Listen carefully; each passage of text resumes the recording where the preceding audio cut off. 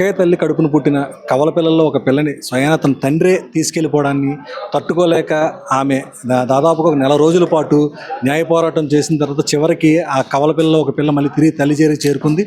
ఈ సందర్భంగా తల్లి ఏమంటున్నారు ఇప్పుడు మనం విందాం. ఆవిడే డాక్టర్ గాయత్రి. విశాఖలో ఈ కేసు కూడా సంచలనం రేకెత్తించింది. ప్రస్తుతం ఇప్పుడు ఆవిడ మనతో పాటు ఉన్నారు. మేడం, మీరు చెప్పండి, అసలు ఈ కేసు ఇప్పుడు దాకా నెల రోజుల పైన మీరు పోరాడారు కదా, ఇప్పుడు మీకు చివరికి మీకు వచ్చిన న్యాయం బట్టి మీకు ఏమనిపిస్తుంది? న్యాయం ఎప్పుడైనా గెలుస్తుంది అన్నట్టు మళ్ళీ ఇంకోసారి ప్రూవ్ అయింది సార్. సో నేనైతే చాలా చాలా స్ట్రగుల్స్ అయితే అయ్యాను ఈ 1 monthలో. ఎక్కడ ఎలా వెళ్ళాలి, ఎవరిని ఎప్పుడొచ్చి అవ్వాలి, అసలు వెళ్ళలేని రూట్ అయితే ఏమీ లేదు. ఈవెన్ పొలిటికల్గా కానివ్వండి, డిపార్ట్మెంట్ వైజ్గా కానివ్వండి, ఇంకా లా ప్రకారంగా కానివ్వండి, ఇంకా మొత్తం అన్నీ కలిపి ఇంకా నిన్న ఏబిఎస్ కార్పస్ కూడా మేము ముందు వేసిన దానికి ఆల్మోస్ట్ ఒక 1 week ముందు ఆయన హాజరుపరచలేదు.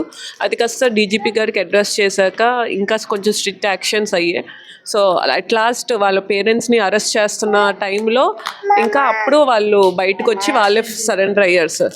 సో ఈ యాక్షన్ ఇలా అవుతున్నప్పుడు వెంటనే ఏబిఎస్ కార్పస్కి 12th నిన్న హాజరు అవ్వాలి. నిన్న హైకోర్టులో హాజరుపరిచిన తర్వాత ఇద్దరు పిల్లలు వాళ్ళు ఉన్న మూమెంట్ కానివ్వండి, పాపను చూసి వెంటనే కోర్టులో నన్ను కొంచెం దూరంగా చూసిన వెంటనే అమ్మ అని పెరిగెట్టుకుని వస్తాం. కానీ ఇంకా అక్కడ అడ్వకేట్స్ కానివ్వండి, జడ్జెస్ కానివ్వండి, ఎవరు ఇంకా తీర్పు కానివ్వండి, ఆర్గ్యుమెంట్ కానివ్వండి ఏమీ చెప్పలేకపోయారు. ఎందుకంటే వీళ్ళే ఆ జడ్జ్మెంట్ కానివ్వండి, వాళ్ళ ఆర్డర్స్ వీళ్ళే రాసుకున్నట్టు అయ్యింది. సో ఇంకా అక్కడ ఎవరు ఈవెన్ ఆపోజిట్ పార్టీ ఎవరైతే లాయర్స్ ఉన్నారో వాళ్ళు కూడా ఏమీ మాట్లాడదలుచుకోలేకపోయారు. ఎందుకంటే అక్కడ హ్యూమానిటీ గ్రౌండ్స్ ప్రకారంగా కల్లారా అది చూసిన తర్వాత ఎలా వాదించగలము మనం అన్నట్టు ఇంకా వాళ్ళు ఏమీ మాట్లాడలేకపోయారు. సో మరొకసారి నిరువైంది, మన లా ఎప్పటికన్నా మనల్ని కాపాడుతుంది. అండ్ దాంతోపాటు ఇంతవరకు నేను వచ్చి ఏబిఎస్ కార్పస్ వెయ్యాలి, లేకపోతే ఇలా వెళ్తే నాకు వస్తుంది, లేకపోతే ఇలా వెళ్దామమ్మా, ఇలా పోరాటం చెయ్యాలి అని నేను ఓన్లీ ఒక్కదానే కాదండి, పిఓడబ్ల్యూ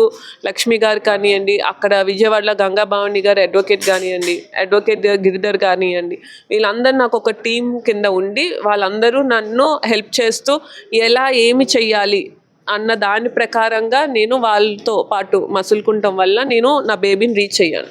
తండ్రే స్వయంగా బిడ్డని తీసుకుని వెళ్ళిపోయారు మీకు తెలియకుండా ఎత్తుకొని. మరి దీనిపై ఏమైనా యాక్షన్ తీసుకున్నారా, దాన్ని డిమాండ్ చేశారు ఏమన్నా? అది యాక్చువల్గా కోర్టు కూడా ఖండించారు సార్. ఆయన చాలా ఎలిగేషన్స్ పెట్టారు. ఈవెన్ కోర్ట్ నార్మల్గా అవి ఎలిగేషన్సా లేకపోతే నిజాలా అనేది మీకే తెలుసు. నార్మల్ కోర్ట్ కూడా కాదు, హైకోర్టే. సో అవన్నీ చూసి పల్సరిచ్చి నా తప్పేమీ లేదు, ఓకే ఆయనదే తప్పు, పాపలను అలా తీసుకెళ్ళకూడదు, దట్టు ఇంత చిన్న వయసులోను అనేది వాళ్ళు గుర్తించి జడ్జ్ మనకి అంటే పాపని నాయగిరే ఉండాలని ఆర్డర్స్ అయితే పాస్ చేశారు సార్. అంటే మందలించి వదిలేశారంటారా?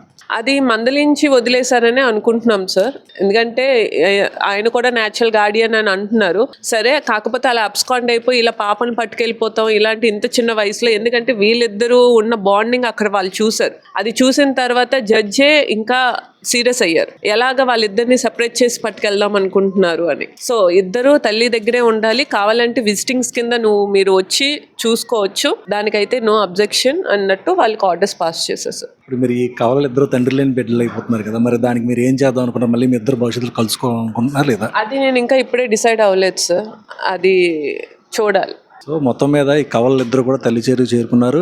ప్రస్తుతం న్యాయ వ్యవస్థ కూడా తనకు బాగా సహకరించిందని చెప్పేసి డాక్టర్ గాయత్రి అభిప్రాయం వ్యక్తం చేస్తున్నారు.